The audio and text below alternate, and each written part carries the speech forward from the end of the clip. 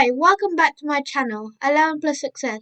Today I'm going to start a new playlist featuring GCSE Mathematics. I'll be teaching you all the skills and techniques to pass your GCSE Maths exam. If you're new to the channel, please like, subscribe and share to all your friends, as this may be a really useful video to you and others. Without any delay, let's get into the video.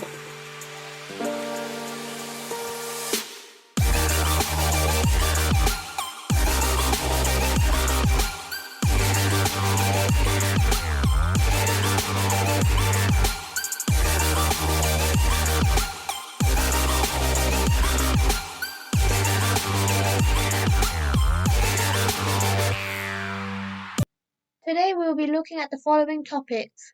We will do a quick review of Key Stage 3 topics. We'll also cover order and value, which includes negative numbers, calculating with decimals and standard form, and there will also be a recap and some questions at the end. Here are the topics that you should already know: numbers, algebra, graphs, ratio, proportion and rates of change, geometry and measures, and probability and statistics. You might find yourself repeating yourself with these topics in the GCSE course, as what you learnt in Key Stage 3 is very much foundation level, and you will revisit these topics in more depth in higher years. The first topic in this series will be order and value, where we will cover negative numbers, calculating with decimals, and standard form. Negative numbers include numbers below 0 and have a minus symbol in front of them. Calculating with decimals is basically just multiplying and dividing with decimal numbers, and standard form is a way of representing numbers that are very small or very big. Here is a number line showing positive and negative numbers. Remember that negative numbers are numbers that are less than 0. The circled numbers are all negative numbers. We will be focusing on these numbers and beyond today. Here is a negative number. We have the number -2. I have analyzed the main components of a negative number. There will always be a sign in any number, but in this case, where we have a negative, there will always be a minus. The number can vary between any number there is. Note, there could also be a variable after the number, for example, -2x or -5y. There is a very big mistake that a lot of students do. Remember, the bigger the number is when it's a positive, the smaller it is when it's a negative. So 4 is greater than 2, but -4 is less than -2. You can use a number line to visualize this.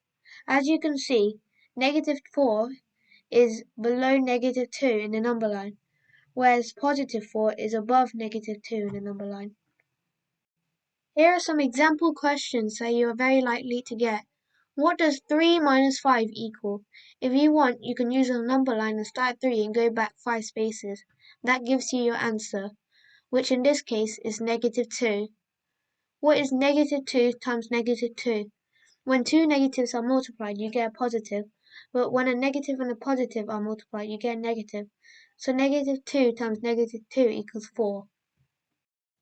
Let's move on to decimal numbers. These are numbers that lie between integers. Again, I have dissected the main components of decimal numbers. There will always be a 0 or a whole number here. In decimal numbers, there will always be a decimal point, of course. And the purple number can be determined as the fraction of the number between the integer. Note, there can always be a variable after the number, for example 0.2x or -5.3y. So the first calculation we are given is 0.2 times 0.6. I'll show you a step-by-step example of working out a question such as this. First, remove the decimal points and carry out the multiplication. So you'll be left with 2 times 6, which equals 12. The second step to do is to add the 0 before the 12. However, this only happens when there are no whole numbers present in the numbers that we are trying to multiply. If there are, move the numbers, in this case 0.12, up one place, so it'll be 1.2. So the answer to our question, 0.2 times 0.6 is equal to 0.12. How do we divide decimal numbers? When dividing, change the problem so you divide the whole number. For example, 36.14 divided by 0.002, change it to 36,140 divided by 2, which equals 18,070, which gives us our answer. What is standard form? Standard form is a way of representing big or small numbers in the formula a times 10 to the n, where n is an integer, and for numbers less than 1, n is negative. Here in the diagram you can see 80 million written in the formula 8 times 10 to the 7, and so on.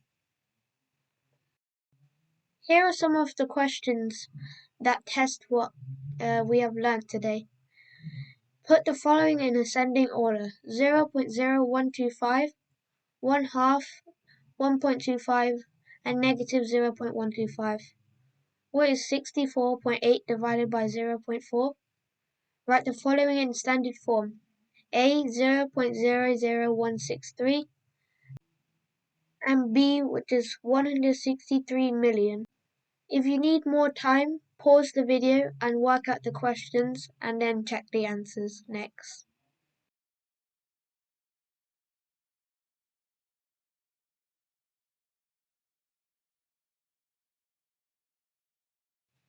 Here are the answers: negative 0.125, 0.125, 1 half, 1.25. For question number 2, it will be 142. And for question number 3, for A, 1.63 times 10 to the negative 3. And for B, 1.63 times 10 to the 7. Did you get them all correct? Let me know in the comments box below. And if you have any questions on this topic, you can ask me down there. This is the end of the video for today. Thank you for watching. Please like, share and subscribe. If you have any questions like mentioned before, put them in the comment box below. If you haven't already checked out my other videos, visit my YouTube homepage where you can find them all there. Thank you for watching.